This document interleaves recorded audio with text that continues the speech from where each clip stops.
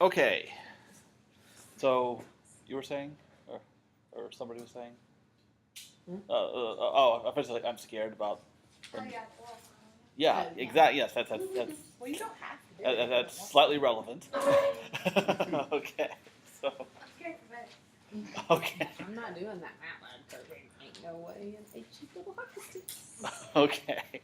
That's very G-rated of you. Yes. So speaking of which, the coding option has just been posted. So I just realized I had to strip some things out of it because of things I didn't cover. But so at least you can go take a look at that and make an informed decision. Well, semi-informed, because some of those things have not been covered yet. It's basically in the chapter on the boundary value problems, which will come toward the end. But there's sort of a bit like a skeleton of a code provided for you, and I provided the way it means for you to test what you do. And it'll be due the last day of finals, which is May 10th, which is also the last day to do the oral final if you go that route. Okay, so, but yeah, I mean, obviously these things are meant to be challenging. They're not meant to be scary. So if there's anything, I guess it's a matter of like, not sure what to expect or. Yeah. Okay. So, well, now the thing is, for the oral. Isn't that a team? I mean, based on prior experience, I imagine that a good number of you will probably end up choosing that option, at least half, maybe more.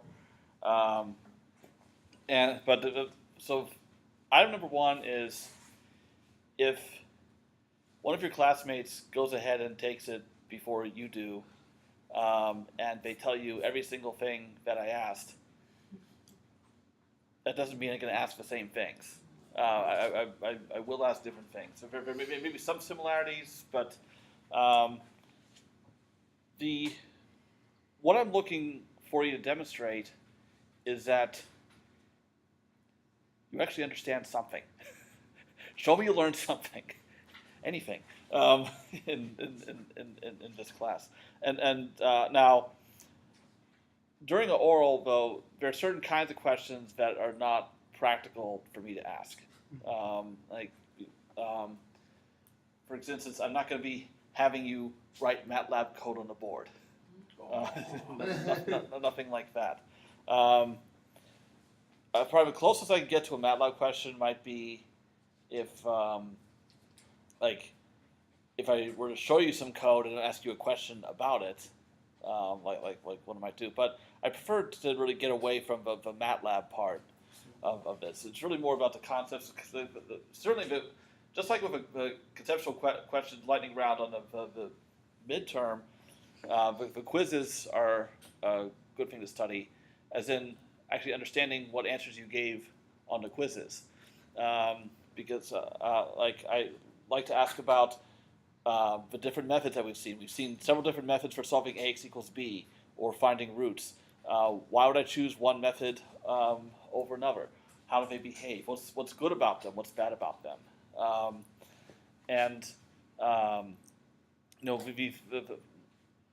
What about the criteria that we have for numerical methods? They need to be accurate. They need to be efficient. They need to be robust. What makes a method efficient? Why is one method more efficient than another? With AX equals B, for instance, first thing we covered was Gaussian elimination and back substitution. Why did we not stop there? Why do we keep going? What was the point of all that? There is a point, and that's one thing that it's important to realize. Like today, I'm going to be covering. I've covered OneStep methods, rugged cutting methods for ODEs. Certainly, we could have stopped there, but no. Today, I'm going to cover multi-step methods. What's good about those? So a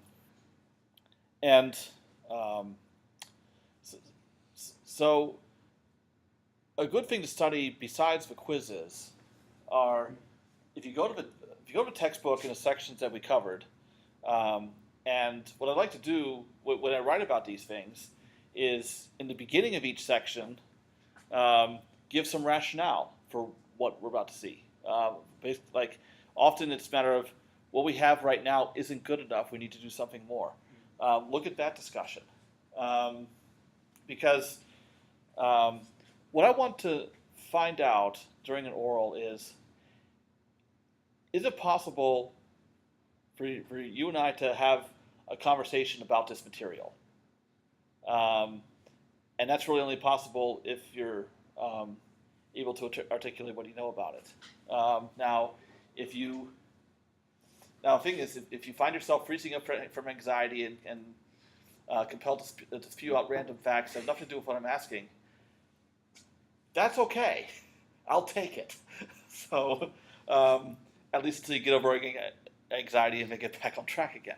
Now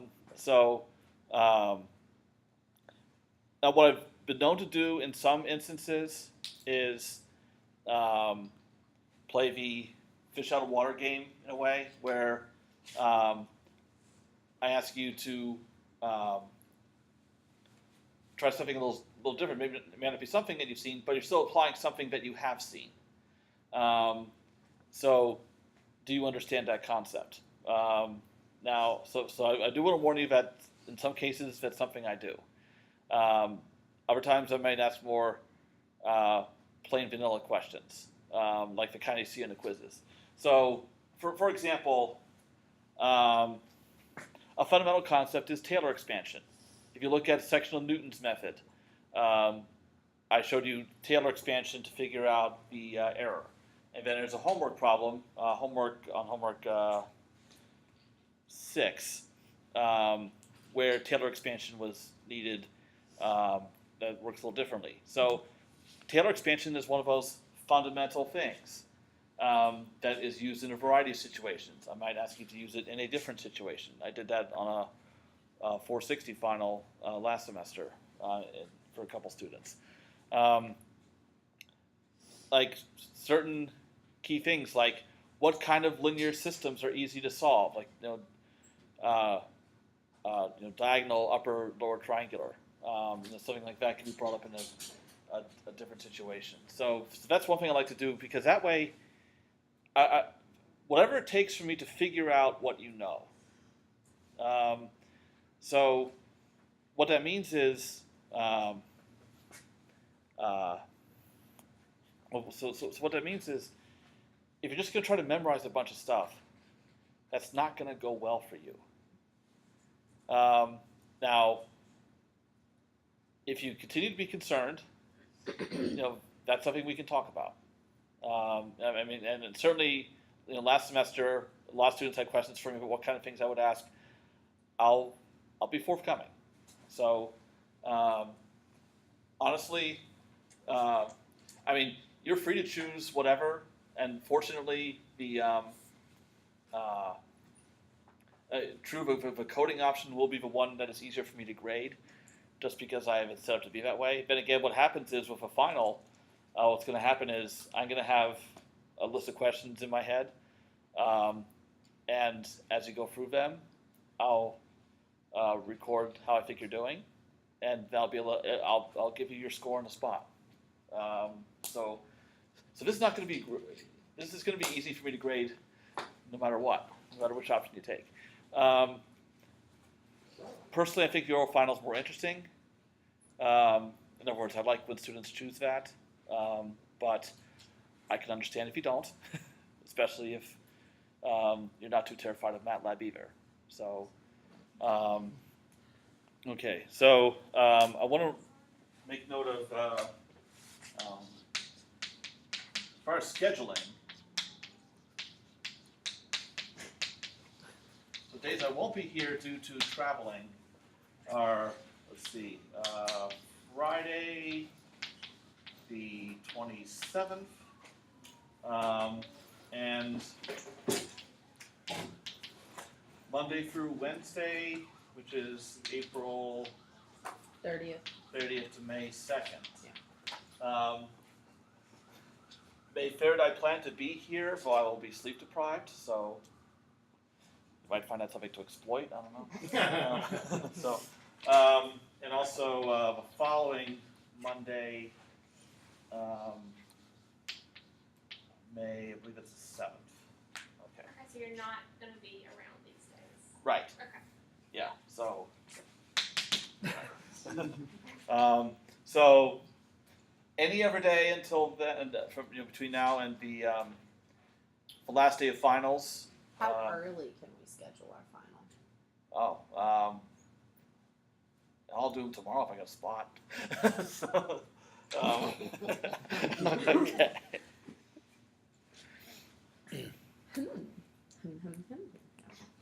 Okay.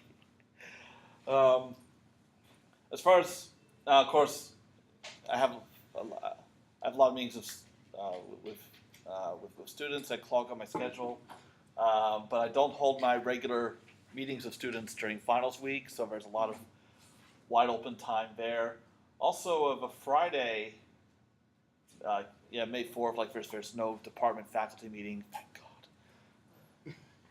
God, I hate those things, and I'll happily say that to the whole YouTube universe. Faculty meetings are awful. So, Well, aren't they supposed to be? then why do we hold them so often? So there isn't one. So that, in other words, I'm mostly free on that Friday, the 4th. So,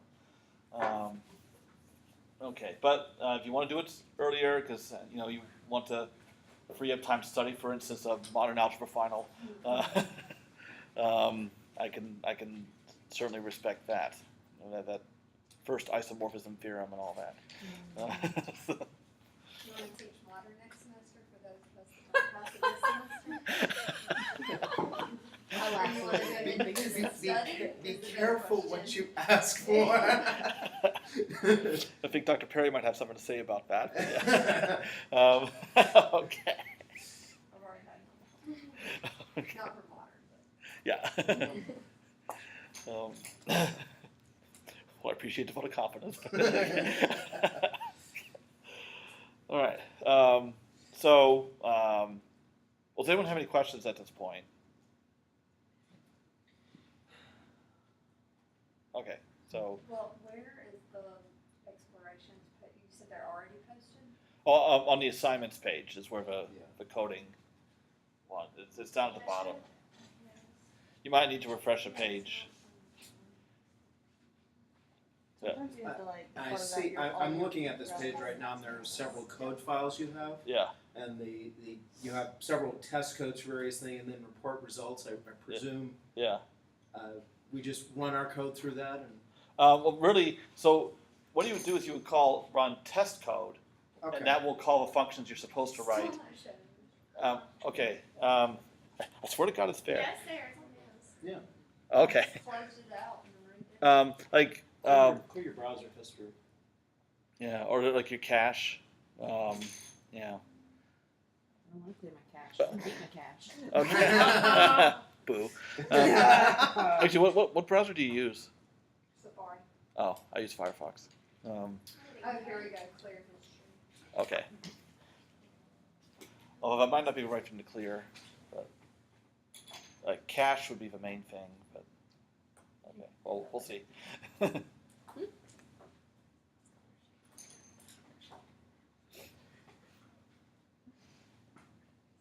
we go, found it. Okay.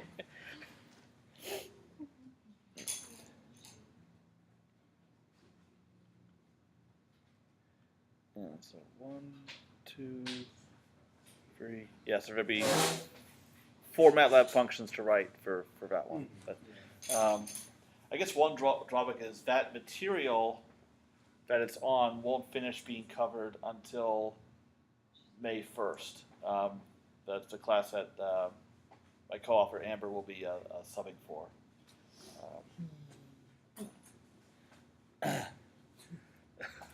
Okay. However, I presume the whole point is we run these various files and Yeah. then have an output that we send Yeah, to. but, right. And the thing is, for all those equations that are being solved, Mhm.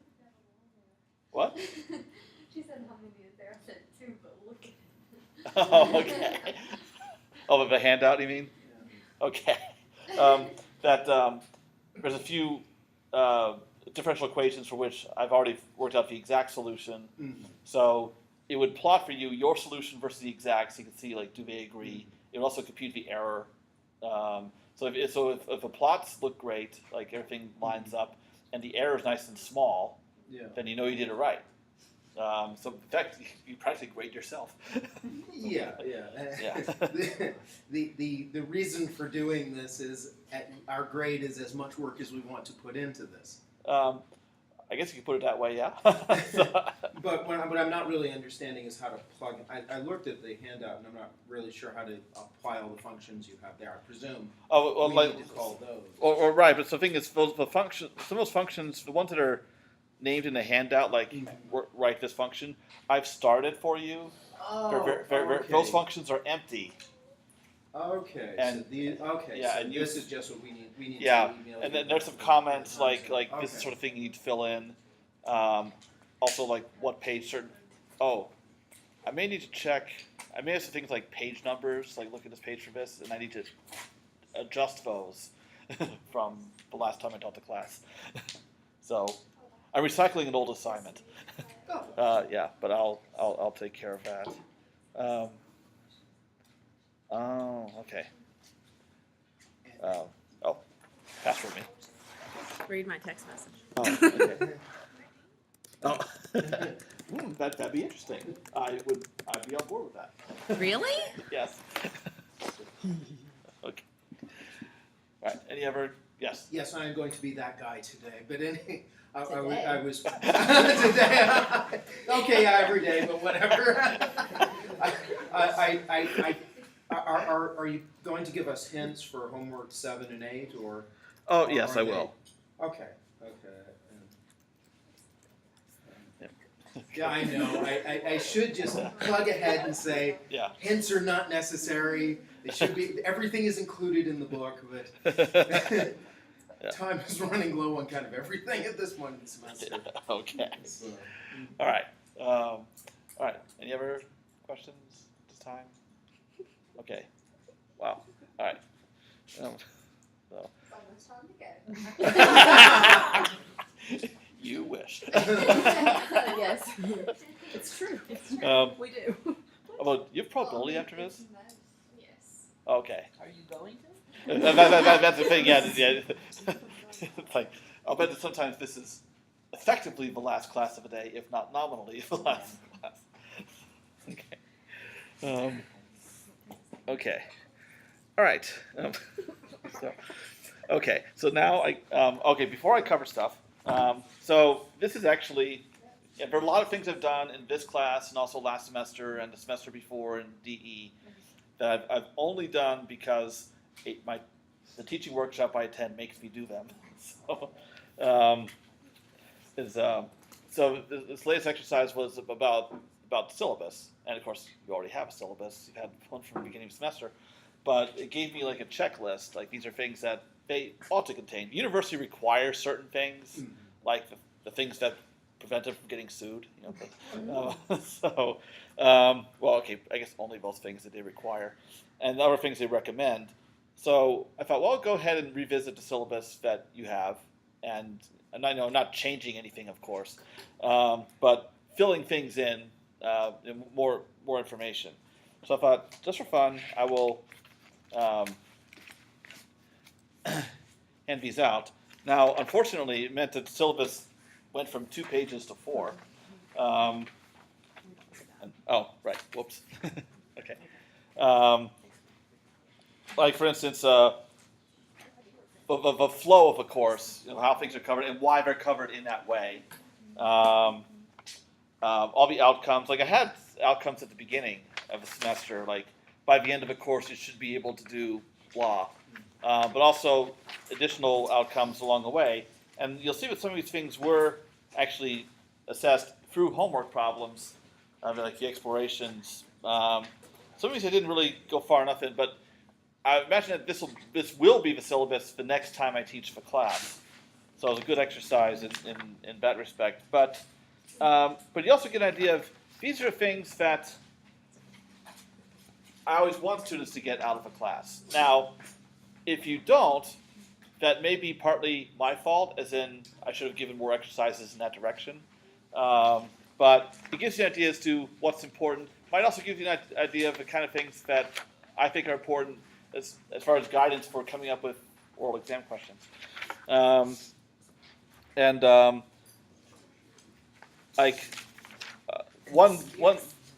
One stupid little thing, well, not stupid, but little thing was simply listing how many credit hours the course is. And we kind of take it for granted because every math class you take is 3 credit hours. But the government guidelines. yeah, I wonder if how many students don't know this, that a credit hour should correspond to, 1 credit hour should refer to 3 hours per week of work, 1 hour when you're sitting in class, and then 2 hours outside of class. And therefore, a 3 credit hour course, actually I looked up the guideline, it should expect to spend a minimum of 6 hours per week outside of class. And I imagine that some non-math classes fall short of that, and then the math classes tend to exceed that by a large amount. So that's something to note. Also, like if something else that they recommend putting in, like on the second page under contact. What's the best way to contact me? Now, Go to your house. Well, of course, email, but like also, what hours are good to email or reach me by my phone numbers? And I threw my cell phone number in there anyway because it's already in the university directory. And then also things I've already mentioned in class but never formalized, like about revising your homework assignments, that you're allowed to do that. As long as it's submitted within a week of when you get it graded, things like that. So hopefully this is eye-opening in a good way, but I thought it was a good idea to make extra clear what this course is really about. So imagine, yes, the syllabus has been one of those throwaway things like, oh, I got to write one, fine.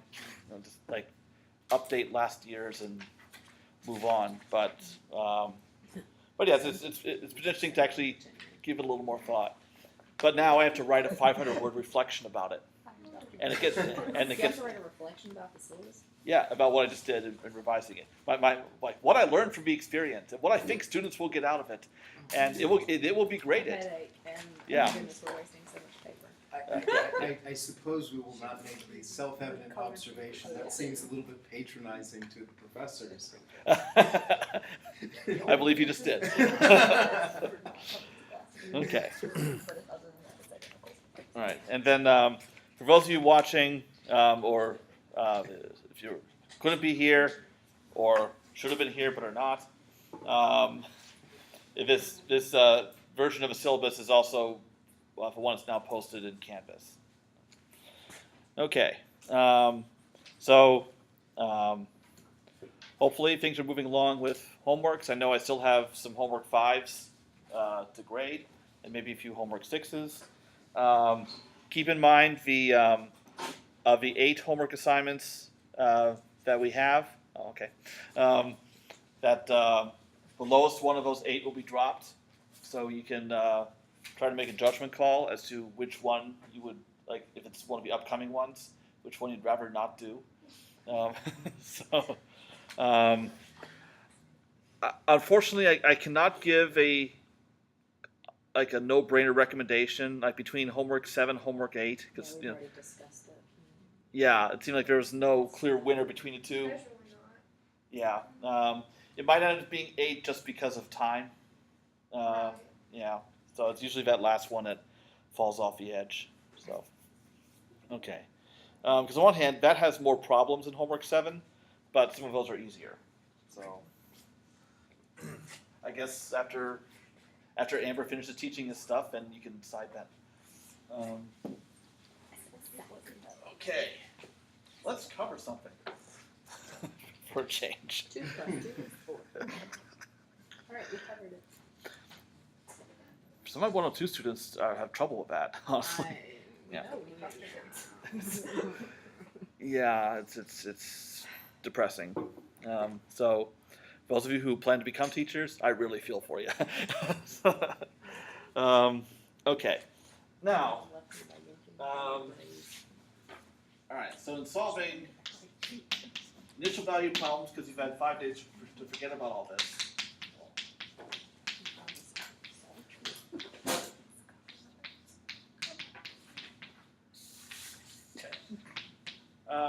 Now, so far, the only methods that we've seen a collection of methods. We've only seen what are called one-step methods, time-stepping methods, such as Euler's method, all the Runge-Kutta methods that I showed last time.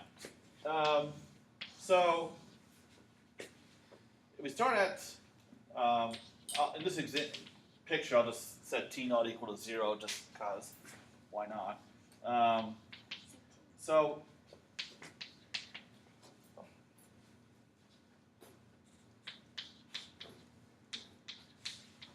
when you're using whatever time-stepping method to compute your y values, you have some trajectory here.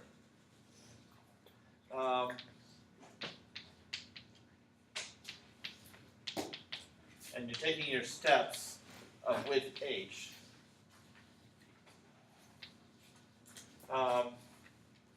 Now, the thing about a one-step method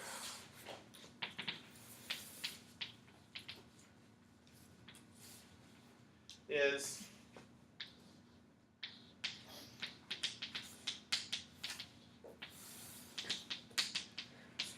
a one-step method, in order to get from time tn to time tn plus 1, a one-step method uses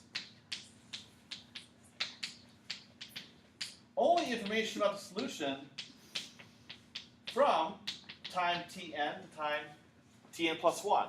So in other words, if you compute the solution up to this point, and now you want this value, so here's yn, and here's yn plus 1, then a one-step method will ignore everything that was done up to this point. It'll only use information from this interval. And as we saw, for instance, with the Runge-Kutta method, especially the fourth order Runge-Kutta method, I still have to tell my editor, but there's no way I'm going to use that term. Or I might, but very derisively. So, oh, that would be awesome. Yeah. I guess I shouldn't say it like in the book, like my editor suggested fourth, but sorry, it's not getting past that one anytime soon. But if a method like that evaluates f 4 times using values within this interval, so that can be a lot of work. So everything up to this point is ignored by one-step methods.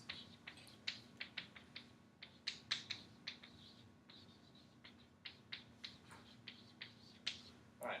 So during what time I've not wasted, I'm going to talk about the other category of methods from this chapter, multi-step methods, that actually do use these prior y values in the interest of improving efficiency.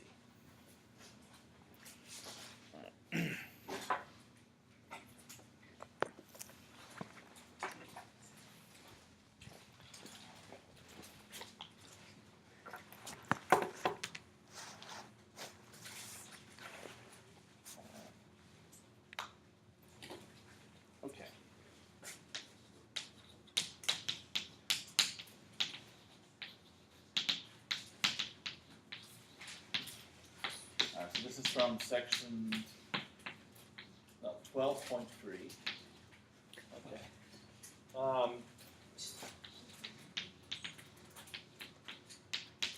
actually uses not just yn, but yn minus 1, yn minus 2, down to y minus m plus 1, where so the value m is going to be very important for an m-step method. So for instance, if I set m equal to 1, then I would just be using only yn all over again. So nothing would change. Okay. So what I'm going to do is write down the general form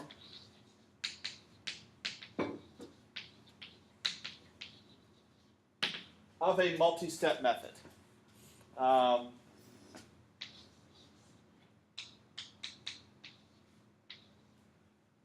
So on the left side, we have a linear combination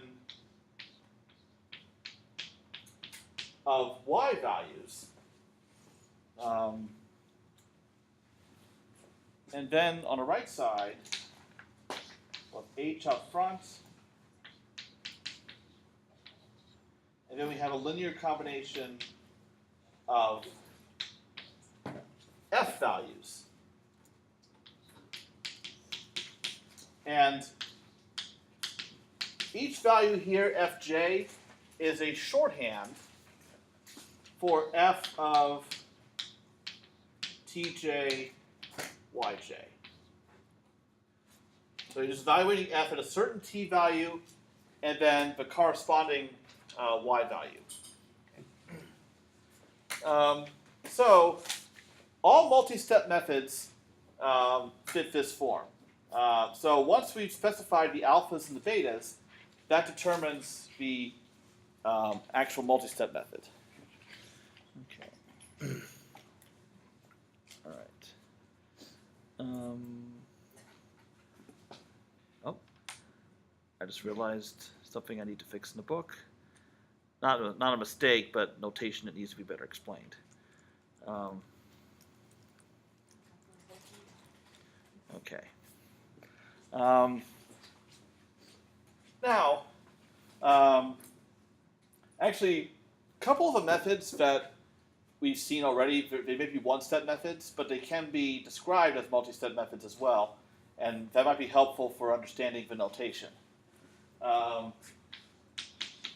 So for a case of m equals 1, so it's still a one-step method again, I could set alpha 0 equal to 1, alpha 1 equal to minus 1, and no other alphas because we'll only have alpha 0 and alpha 1. And I'll also set beta 0 equal to 0 and beta 1 equal to 1. So what happens in that case is you have yn plus 1 minus yn on the left side, because alpha 0 multiplies yn plus 1. Alpha 1 multiplies yn. On the right side, you have h. Beta 1 is equal to 1. So when I plug in I equal 1, I'm going to get fn.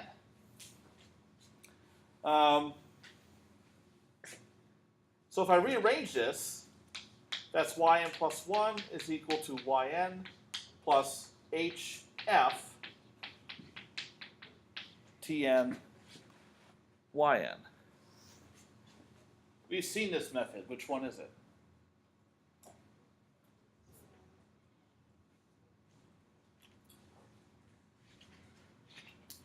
There's only so many methods we've seen. Guess one. It's a lot like oil. What? Buckwheat. No. Jacoby. Oh my God. No. That's first and foremost. Okay, someone else? I think someone else might have said it. Euler. Yeah, it's Euler's method. Okay. Yeah, so this is Now, backward Euler can be written in a multi-step framework. So you just have to change the betas. So, so I said alpha 0 equal 1, alpha 1 equal minus 1, beta 0 equals 1, and beta 1 is equal to 0. So I switch which beta is equal to 1 and which is 0. So then I have yn plus 1 minus yn equals hf n plus 1. So this is backward Euler.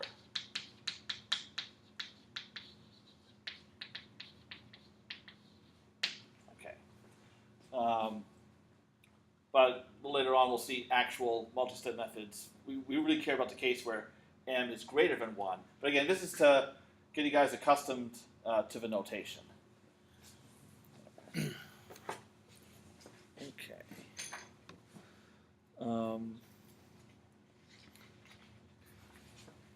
Let's see. Well, any questions about the notation for these two?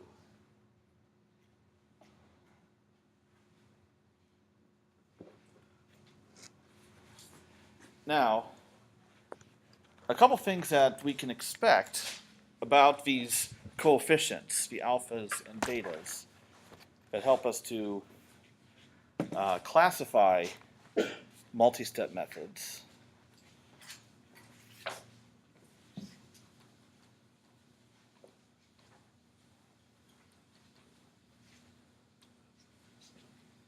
Okay. First of all, with one-step methods, we saw two kinds, explicit and implicit. Implicit method, you have to solve for yn plus 1. Explicit method, you can just plug and chug. So, a multi-step method is explicit if and only if beta naught is equal to 0. And the reason why is beta naught multiplies fn plus 1, which involves yn plus 1. So if your multi-step method doesn't have this term, then there's no need to solve for yn plus 1. Yn plus 1 only appears on the left side of the equation. So just looking at the coefficients, we can tell if multi-step method is implicit or not. Okay.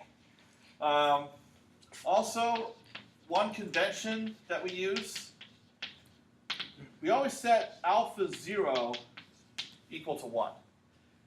So that way, yn plus 1 appears by itself on the left side of the equation. Because you have coefficients, you have unknown coefficients on both sides of the equation.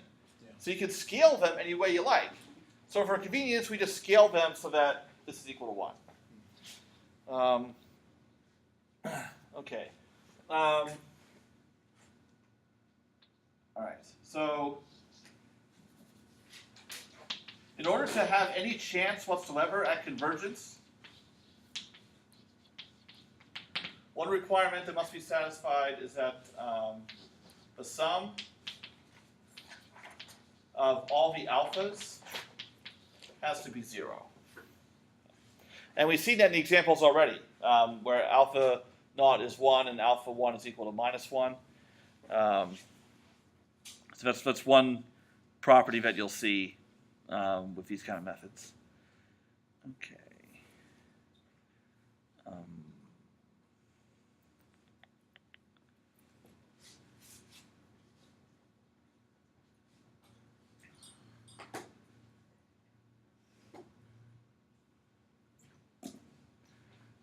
Okay. Now, okay.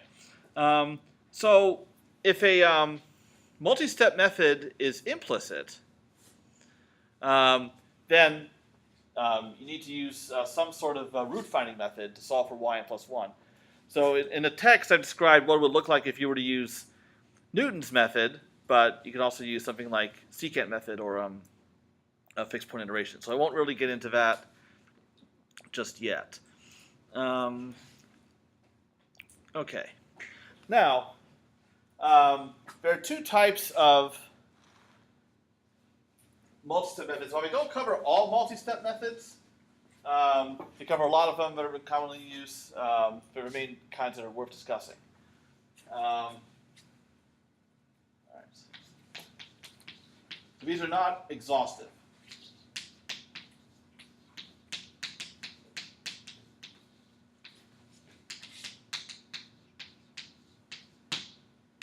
Okay, so the first kind are called Adams methods. Actually, one numerical analysis textbook writer who I can't remember thought they'd be clever and referred to them as the Adams family of multi-step methods. Like, yeah, shut up. Okay. All right.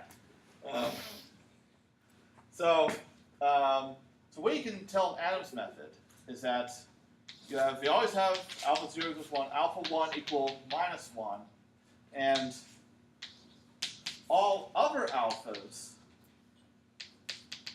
are equal to 0.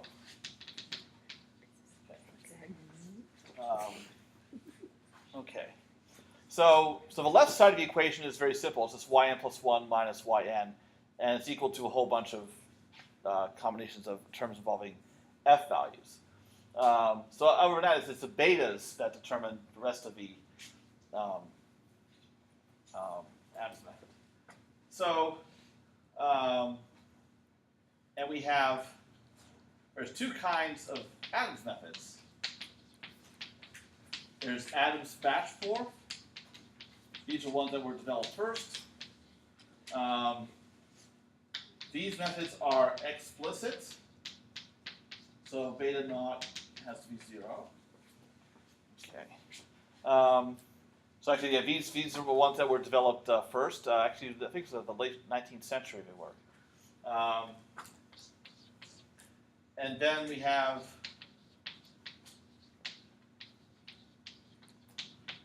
Adams molten methods that are implicit. So beta naught is non-zero. All right. So what I'm going to do is show you how an Adams method is obtained, because I've told you what the alphas are. I've not said what the betas are. So how do you get the betas? Okay. Well, actually, I don't want point number 1 to go on for half an hour to get to point number 2. All right, so I'll just quickly mention the other kind of method, then I'll return to Adams. So the other kind of multi-step method is called BDF, or backward differentiation formula. Okay. Now, these have a characteristic that beta naught is always non-zero. So, in other words, all BDFs are implicit.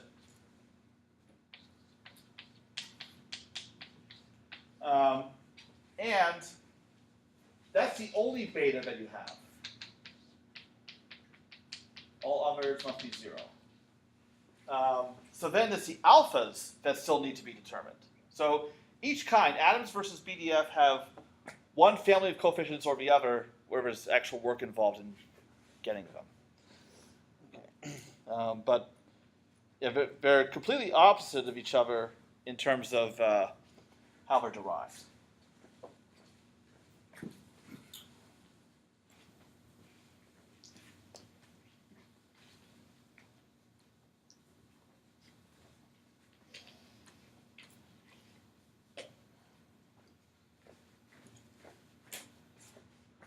All right, so what I'll do is I will step you through the derivation of a particular Adams method.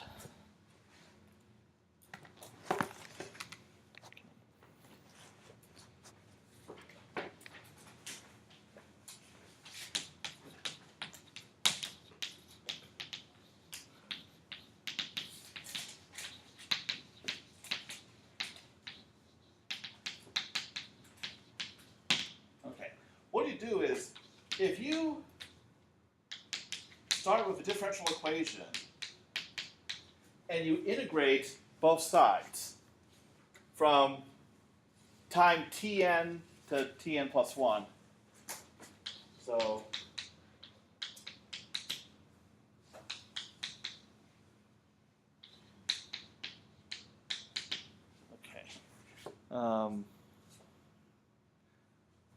actually, in the book I use S. I forget why, but for consistency.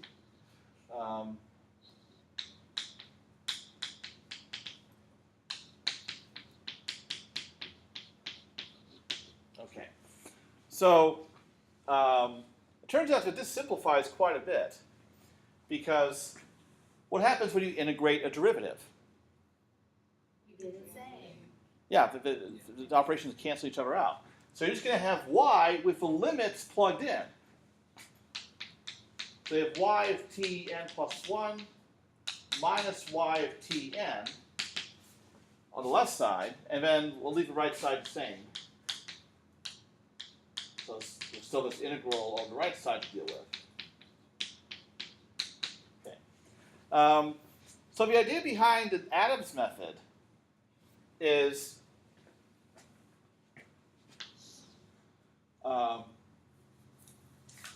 what's done is we approximate f by a polynomial.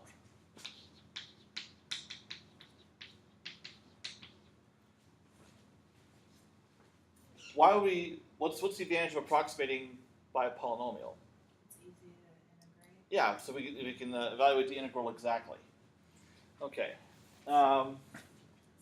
So I'm going to dig up a bit of material that was actually covered in 460, and that is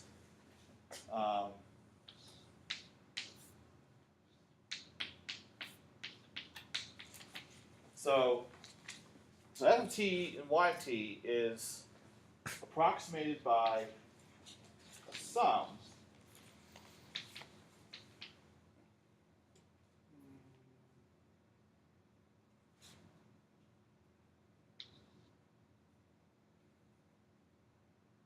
I need to decide what notation I want to use here.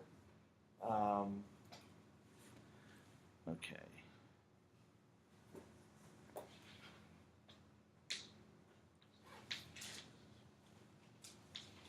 All right, now this starting index I'll fill in a little bit later, but I need to leave it as a variable for now. So we approximate it by a combination of y values that I've already computed or we're about to compute, like yn plus 1, yn minus 1, etc. So, sorry, not y, f. Okay, same index. So it's a combination of f values times these polynomials of degree, let's see,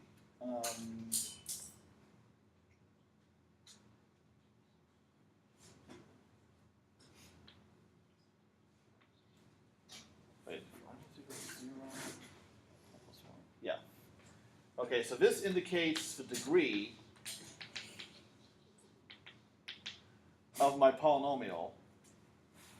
And then I itself is just an index. Okay. Now, those of you who have ever taken 460 or an equivalent course, does anyone know what these polynomials are called? Yes, they're the Lagrange polynomials.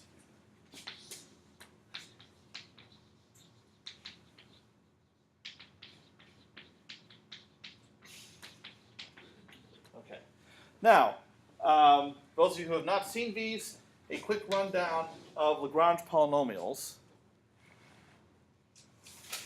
is that, before I want to explain this I0 here. So I0 is equal to 0 if we are deriving an Adams-Moulton method, therefore it is implicit. So we start at 0 in that case. Or it's equal to 1 if we're deriving an Adams-Bashforth method. That would be explicit. Okay. So this procedure I'm describing covers both. It's just that your polynomial is degree 1 greater in the implicit case. Okay. So this Lagrange polynomial that is of a certain degree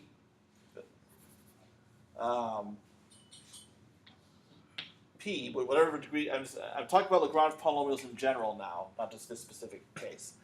With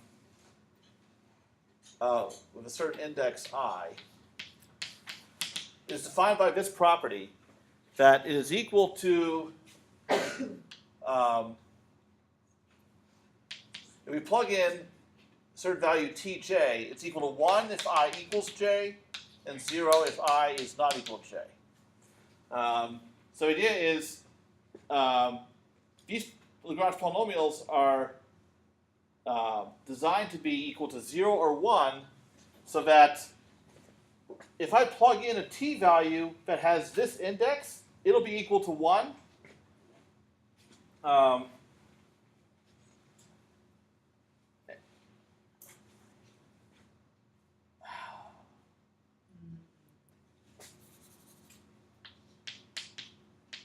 There.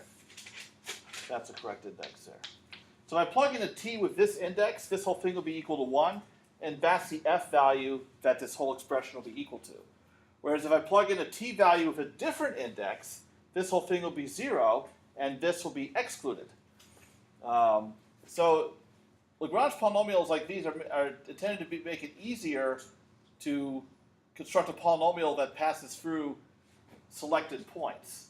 And there's actually a formula for them.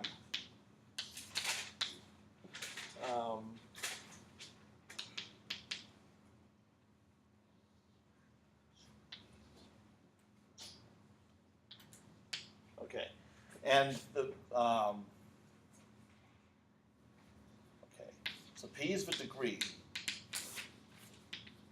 Okay, so it's a product. This means this large pi means product, just as a large sigma means sum. So it's a t minus t j over ti minus tj. And this product skips over I, so we don't have to worry about dividing by 0. So the idea is, if I plug in t equal t, if I plug in t equal to ti, then all these factors will become 1. And the whole product is 1. If I plug in any other t, then one of these factors will be 0, thus making the whole thing 0. All right. So the idea is I'm going to interpolate f. I'm going to use the values of f at time tn plus 1 if it's implicit, tn minus 1, tn minus 2, and so forth.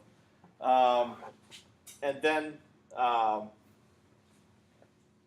plug this into the integral, work out the integral as much as I can, and my method's going to come out from that. So Adams methods come about from approximating this integral by replacing the integrand by a polynomial and integrating the polynomial. Whereas BDFs come about by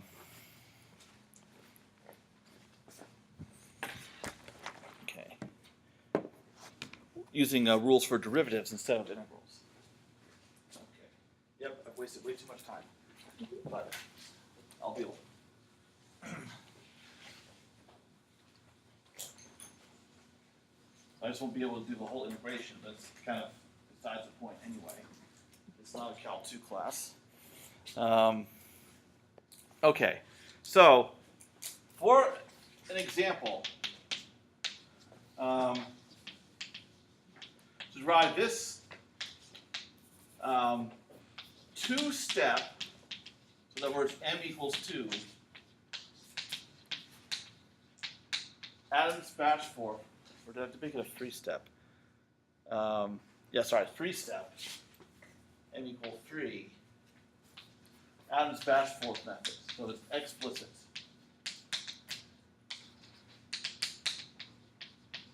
So it's going to have this form, yn plus 1 is equal to yn plus h times beta 1 fn plus beta 2 fn minus 1 plus beta 3 fn minus 2. So a one-step method would stop here, but a 3-step method will have 2 extra terms using fn minus 1, fn minus 2. So what's done is we have yn plus 1 is equal to yn plus the integral from tn to tn plus 1 of, so I have fn times the Lagrange polynomial of degree 2, because I have 3 points here. When you are finding a polynomial that passes through 3 points, the polynomial you get is going to be degree 2. Always 1 less. 2 points determine a line. 3 points determine a parabola, and so on. Okay, so I have Lagrange polynomial degree 2, index 1, plus fn minus 1, Lagrange polynomial degree 2, index 2, plus fn minus 2, Lagrange polynomial of degree 2, index 3. Okay.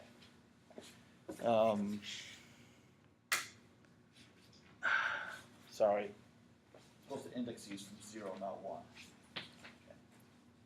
Okay. So, fn minus 1, fn minus 2, those are constants. I could pull them out.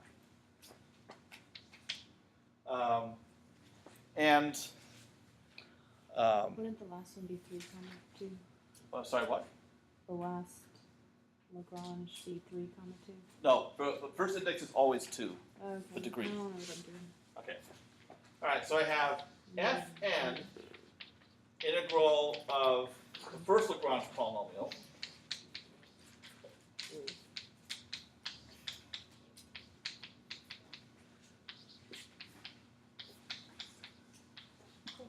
and then I have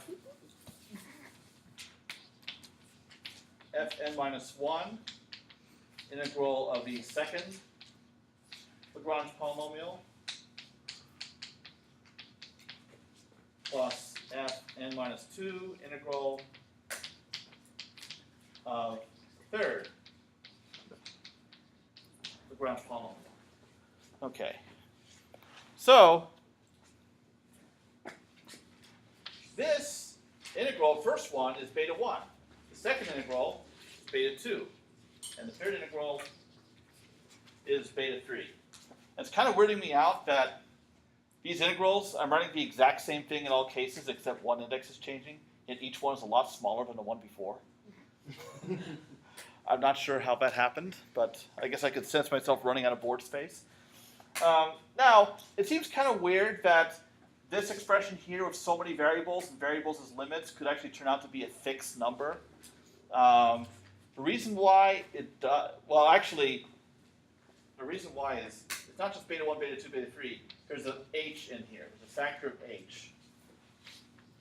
So that would be included. And h is the difference between these two values. So what I do in the book is to make the integrals easier to evaluate, you make a substitution. What you learned in Cal 2 as a U substitution,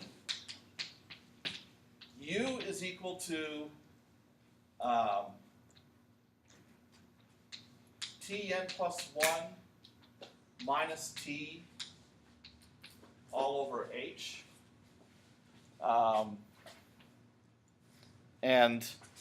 Ah, dang it. Okay. So what that ends up doing is, first of all, that causes a factor of h to explicitly appear outside, and you can pull it out of the integral. And what that does is it maps the interval Tn to Tn plus 1 to the interval 0 to 1. Because you see, if you plug in Tn and Tn plus 1 and simplify, you're going to get 0 and 1. So, also what that means is the points at which you are interpolating will change. Instead of having Tn, Tn minus 1, Tn minus 2, they will change to 1, 2, and 3.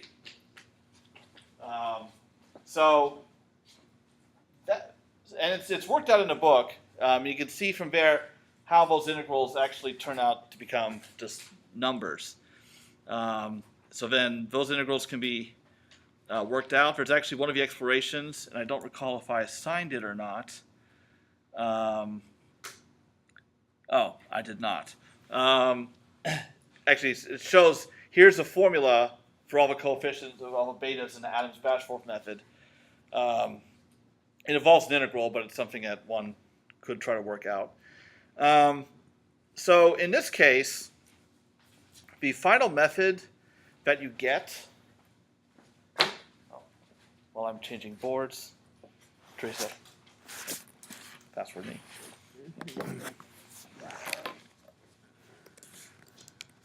Guess I know there's only 8 minutes left of suffering. Oh, this isn't suffering. It's interesting.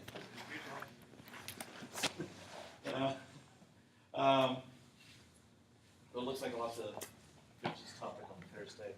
I'll squeeze what I can into these last 7 minutes. Wow, these minutes go fast. That's this weird thing about teaching, is that during a regular class, it goes so fast for a professor, and for you guys it feels endless, I bet. Whereas for a test, but for a test it's the opposite. Okay. So after the integrals are all worked out, what you get is this: yn plus 1 minus yn is equal to h. And you get 23 over 12 Fn minus 16 over 12, or 4/3, Fn minus 1, plus 5/12 Fn minus 2. And what you'll notice is that if you add up the coefficients of beta 1, beta 2, beta 3, you get 1. That doesn't apply necessarily for all. Actually, it does apply for all Adams methods. That the betas, the sum must be 1. Again, for Adams methods, not necessarily true for other methods, multi-step methods. Okay. Now, at this point, I can point out the key, and this is some of you saw this already on a quiz. What are the advantage and disadvantage of multi-step methods compared to one-step methods?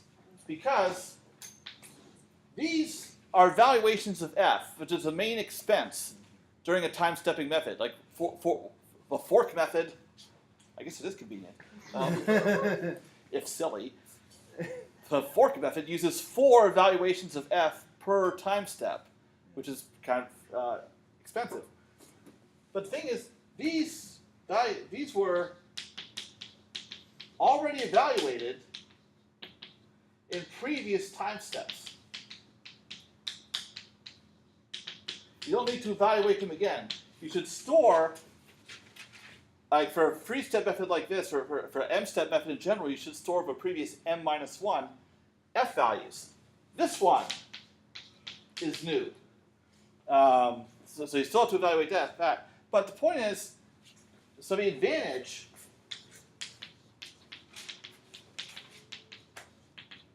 is there's only one new stage per time step. Whereas the method like a four-folder rung-or-cutter method has 4 stages. There are other rung-or-cutter methods that have more stages than that. But any multi-step method only has 1 stage per time step. So these are much more efficient than their one-step method counterparts. Okay. Now, drawback. I can easily expose the drawback by setting, let's let n equal to 0 in this method right here.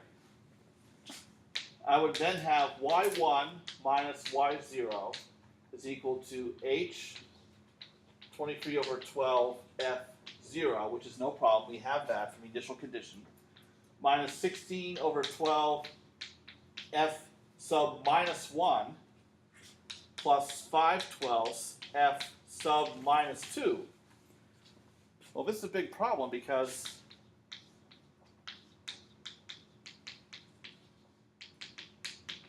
we can't have those values. They're not available at all. There's no way you can get them. You start with time 0 and move forward. You can't go back. So, in other words, a multi-step method cannot be used for the initial time steps. So all multi-step methods, whether Adams or BDF, explicit, implicit,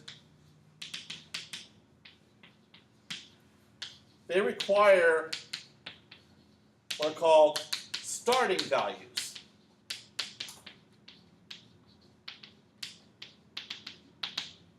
And the way you get starting values is using a one-step method.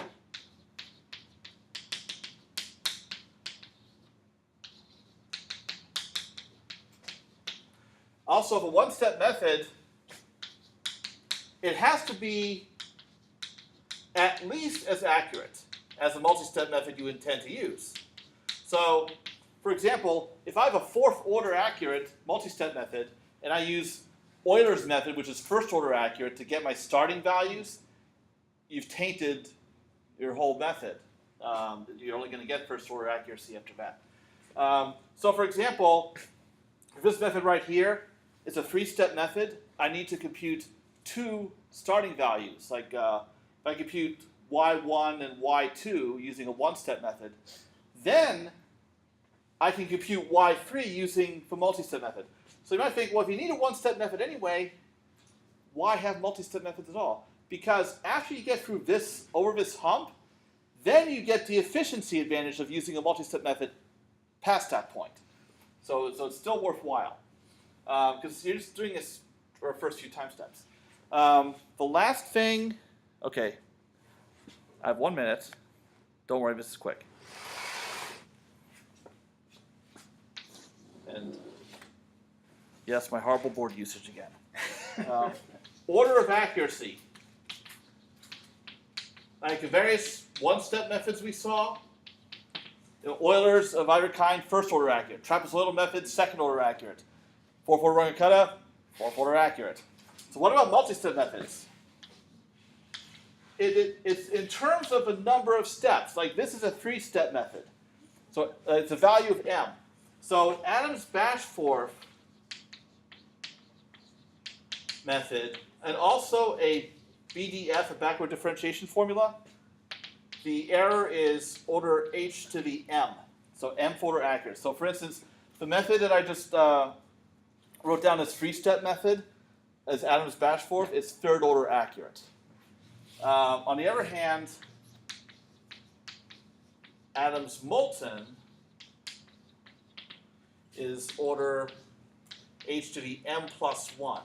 And the reason for that is you get 1 extra interpolation point due to the inclusion of time tn plus 1. So you're interpolating polynomial, but you're integrating is of degree 1 greater. Okay. All right. I guess I BS too much about the final and all that. So I did not get to cover what I wanted, and what was covered was more rush than I wanted. So I'll just have to figure out what to do on Thursday. I may have to cut something else out later. Of course, we're pretty much out of time anyway for the semester. Okay, so I'll continue with something on Thursday.